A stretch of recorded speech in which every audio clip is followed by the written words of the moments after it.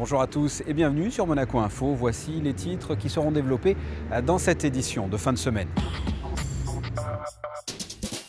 Nous allons ouvrir une large page concernant Fukushima et le tremblement de terre qui a fait des dizaines de milliers de morts au Japon il y a tout juste un an. Nous vous parlerons de l'aide apportée à l'époque par la principauté. Et nous irons du côté de Nice où se déplace ce dimanche l'équipe monégasque de foot des moins de 19 ans. Un derby comptant pour les huitièmes de finale de la Coupe Gambardella. Il y a un an déjà, la terre tremblait au Japon, 9 sur l'échelle de Richter. S'ensuivait alors une terrible catastrophe nucléaire à Fukushima. En commémoration, une messe solennelle sera célébrée en la cathédrale ce dimanche 11 h, suivie d'un concert à 16 h, toujours à la cathédrale. Le prix du concert, 10 €. La vente des billets se fera sur place. La recette sera entièrement reversée à un organisme japonais. Ce tremblement de terre, suivi du tsunami et de la catastrophe nucléaire, a été un véritable drame pour les Japonais. La communauté internationale s'est mobilisée, y compris Monaco, bien sûr. Alors quel est le rôle diplomatique d'un pays dans ce type de circonstances? On écoute José Badia. Vu les échos très favorables que nous avons eus en retour, notamment de la diplomatie, des autorités japonaises, tant à l'égard du prince souverain lui-même que des autorités du gouvernement, je crois que le fait que la principauté, parce que c'est un petit pays, aurait pu, je ne dirais pas se désintéresser, mais ne pas avoir de geste aussi significatif, tout aussi ténu soit-il, a quand même montré que Monaco était solidaire. Et je crois que ça, c'était le point fort, montrer que Monaco n'était nullement indifférent à ce genre de situation et qu'à sa mesure, il essayait de faire le bien et de porter secours. Nous avons deux volets possibles. Bon, le principal, bien sûr, c'est l'aide dite humanitaire d'urgence qui se traduit sous une forme financière. Mais à l'échelle de cet événement, l'aide que la principauté a pu apporter était, je dirais, confidentielle. Sans en faire le procès. C'est une situation de fait qui me paraît tout à fait normale. Néanmoins, nous avons fait un effort maximum. Le deuxième aspect, c'est l'aide pratique. Vous savez que la compagnie des sapeurs-pompiers a une, je dirais, phalange, un corps, qui s'est spécialisé avec les années dans ces domaines et qui a pu donc détacher un certain nombre de personnes au Japon, en particulier à Fukushima, pour essayer d'aider les secours que les autres pays avaient détachés sur place. Outre une aide financière, une unité de sapeurs-pompiers monégasques s'est rendue sur place l'année dernière pour effectuer notamment des missions de sauvetage. On écoute Paul Masseron. Comme vous le savez, le prince souverain insiste beaucoup sur la solidarité et l'aide humanitaire, et singulièrement au moment de catastrophes naturelles ou de catastrophes tout court. Dès le 11 mars, le prince souverain a demandé à son gouvernement d'étudier les conditions dans lesquelles nous pouvions venir en aide donc aux autorités japonaises et je dirais aux Japonais et aux Japonaises qui étaient donc abattus sur le terrain. Dès le 12 mars, nous sommes entrés en relation avec la France qui envoyait un contingent au Japon et nous avons fait jouer un accord franco-monégasque du 21 mai 2004 qui permet à une unité de sauvetage et de déblaiement des sapeurs-pompiers de Monaco d'être, je dirais, adjointe à une unité française partant sur un théâtre, je dirais, de catastrophe. Et c'est ce que nous avons fait. Nos sapeurs-pompiers donc ont été rassemblés, volontaires, il y en avait 11 sous la direction du capitaine Niel, et ces 11 sapeurs-pompiers ont embarqué de Marignane dès le samedi 12 mars. Ils ont été acheminés avec le contingent français, qui était un contingent, je crois, de 117 hommes. Ils ont donc été acheminés sur le Japon. Ils sont arrivés donc le 15 mars, et du 15 au 25 mars, les sapeurs-pompiers de Monaco ont accompli un travail tout à fait méritoire, tout à fait exemplaire. Je voudrais d'ailleurs insister sur le dévouement, le courage et le professionnalisme dont ils ont fait preuve dans des conditions, vous l'imaginez, particulièrement difficiles, des conditions climatiques. Il pleuvait, il neigeait, il y avait le froid était là, dans des conditions également psychologiques particulièrement éprouvantes. Songez, je dirais qu'il y avait ce risque nucléaire, cette radioactivité ambiante. Il y avait également, je dirais, ces morts malheureusement, et je dirais que ce sont des conditions d'intervention particulièrement rudes qui mettent à l'épreuve, je dirais, le physique, mais également le mental des hommes. Vous l'avez entendu, 11 sapeurs-pompiers monégasques sont allés au Japon l'an passé pour effectuer des missions de sauvetage pendant un peu plus de 2 semaines. Nous avons rencontré le capitaine Eric Niel, il était responsable de ce détachement à l'époque. Il revient sur ce qu'il a vécu sur place. Nous avons œuvré sur la région de Sendai pendant 3 jours et les autorités ont décidé de nous déplacer en raison de la catastrophe de la centrale de Fukushima. Donc nous avons été déplacés vers la région de Misawa et durant à peu près une semaine dans la région de Misawa, nous avons œuvré au profit de la population pour leur venir en aide et notamment pour remettre en état les installations portuaires, puisque dans cette région, les gens vivent essentiellement de la pêche.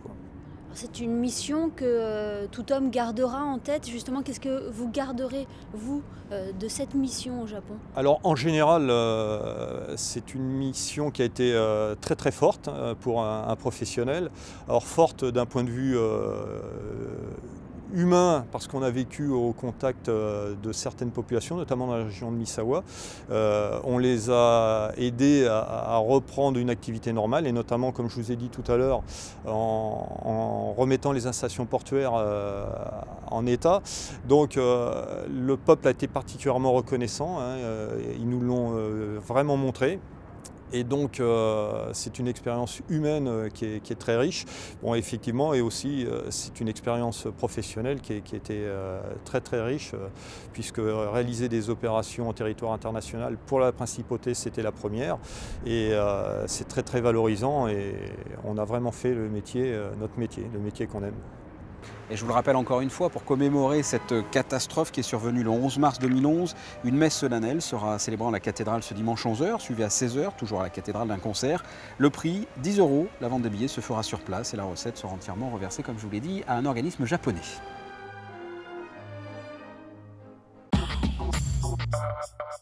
On referme cette page plutôt dramatique pour vous parler de quelque chose de plus gai, mais toujours en rapport avec le Japon, avec la 6e rencontre artistique Monaco-Japon, organisée à l'auditorium Régnier 3.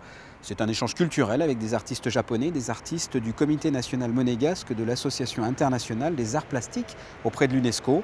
160 artistes des 2 nations exposent leurs œuvres entre peinture, photo et sculpture, et ce jusqu'à dimanche à l'auditorium Régnier 3 donc.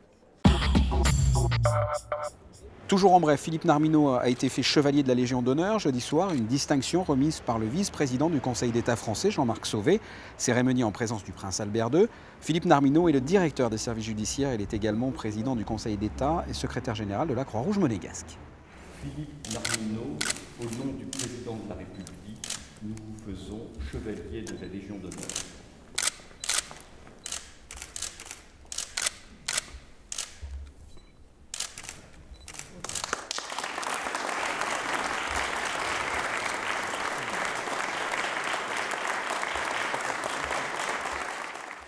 Du sport à présent, du foot plus exactement. Les Monégasques sont les tenants du titre de la Coupe Gambardella, compétition pour les moins de 19 ans. Ils remettent leur titre en jeu donc. Les Rouges et Blancs se déplacent ce week-end chez leurs voisins niçois, dimanche 15 h, match comptant pour les 8e de finale. Alors quelles sont les forces en présence dans les 2 équipes? Voyez ce reportage de Frédéric Elion. Il y a des matchs que joueurs et entraîneurs entourent sur le calendrier et attendent avec impatience. C'est le cas de ce Nice-Monaco, un vrai derby qui était au centre de toutes les conversations cette semaine. Le groupe déjà depuis le tirage est en effervescence. Bon, après il a su se reconcentrer sur les objectifs des différents week-ends, que ce soit en CFA ou en 19. Et puis voilà, là, depuis que ce week-end, on sait qu'on rentre dans la préparation du match de Nice, voilà, il n'y a pas plus de tension que ça, mais on sent quand même une certaine effervescence. Essayez d'être toujours en décalage les deux. C'est un derby et puis dès le tirage déjà, c'est vrai que ce derby se joue, les derbys qu'on joue toujours contre Monaco, c'est toujours prenant et ça offre véritablement une motivation particulière par rapport à cette rivalité. C'est le tenant du titre, c'est à nous à les faire tomber. Voilà. La Gambardella, c'est une compétition particulière. Déjà ça offre une motivation. Les gamins, ils attendent le tirage, c'est toujours comme ça. Ouais. Mais le fait que ça soit Monaco, ça donne, c'est vrai, un goût encore plus particulier. Surtout que c'est le tenant du titre. Voilà. Les 2 équipes s'étaient déjà affrontées en début de championnat. Nice s'était imposé 3-2, mais cette rencontre à élimination directe devrait être totalement différente. Sentiment de revanche, non. C'est vrai que c'est le match d'ouverture, qu'on a perdu à la maison le derby, donc voilà, c'est toujours délicat. Mais maintenant, non, l'objectif principal, c'est de passer et de se qualifier pour les quarts de finale de cette Coupe Gambardella. Ça n'a rien à voir, c'est une compétition particulière, la Gambardella. D'ailleurs, les équipes, ce ne seront pas les mêmes non plus. Il y a des joueurs qui jouaient à un état supérieur à Monaco, comme chez nous, donc ils vont redescendre. Donc c'est sûr que... On va dire que le premier match, c'est vrai qu'on avait fait un bon match, mais les deux équipes avaient fait un très bon match et nous on l'a emporté, mais ça a été difficile. Donc je veux dire, c'est pas ça qui va... Moi je ne vais pas m'arrêter là-dessus. La Gambardella, c'est une compétition qui fait rêver chez les jeunes. Les Rouges et Blancs ont soulevé le trophée l'an dernier et les Niçois aimeraient bien inscrire leur nom au palmarès pour la première fois de leur histoire. Il y a une petite pression, mais je dirais que c'est une pression positive, parce que justement, la génération qu'il y a aujourd'hui, il y en a quelques-uns qui étaient l'année dernière et qui ont transmis un petit peu ce virus à ceux qui n'y étaient pas. Et donc voilà, on sent de ce côté-là l'envie de faire un bon parcours, parce que c'est d'abord une bonne aventure humaine. Et puis après, voilà, c'est, je pense, envie de retourner au Stade de France et de défendre le titre le maximum. C'est quand même une priorité au niveau du club, puisqu'on a affiché nos intentions en début de saison, à savoir que si on était assez à l'aise, entre guillemets, en CFA, on mettrait toutes nos chances sur cette compétition, qui est quand même la vitrine de la formation en France et en Europe, puisqu'on s'est reconnu sur le plan européen aussi. Donc en plus de ça, on a la chance de recevoir nos voisins monégasques qui, eux, sont tenants du trophée. Donc bon, voilà, ça va être un petit clin d'œil assez sympa. Et puis s'il y a une passation de témoins, ce serait sympa que ça se fasse cette année. Même son de cloche du côté des joueurs pour qui ce match s'annonce comme une échéance capitale de la saison. L'année dernière on a gagné, donc tout le monde veut sortir le champion en titre, donc on verra. Enfin, ça va être un match très intéressant ce week-end. Et puis dans les manifestations sportives du week-end, à noter le 8e championnat de patinage artistique sur lequel Albert Ier. Il clôture la saison de patinage. Environ 80 licenciés âgés de 5 à 15 ans seront en compétition samedi dès 9 h. Et puis toujours en bref, dans le cadre du cycle de conférences de la Monaco Mediterranean Foundation, le conseiller politique et économiste Alain Minck donnera son avis à l'hôtel Hermitage mardi prochain. Le thème de sa conférence, où allons-nous ? Eh bien, où irons-nous ce week-end, ou plutôt à la plage, ou plutôt au cinéma? Eh bien, pour le savoir, voici la météo. Samedi, une belle journée avec du soleil et de la chaleur, de 9 à 15 degrés. Dimanche, un temps toujours sec et beau, de 10 à 16 degrés. Lundi, encore du soleil, les températures restent supérieures au normal, toujours de 10 à 16 degrés. Et enfin, mardi, des nuages matinaux laisseront leur place à un large soleil. Il fera de 11 à 17 degrés. Ce sont clairement des températures de printemps. Ce journal est terminé, je vous remercie de l'avoir suivi et puis sachez que vous pouvez retrouver l'actualité de la principauté sur le www.monacochanel.mc. Je vous souhaite de passer un excellent week-end. À très bientôt, au revoir.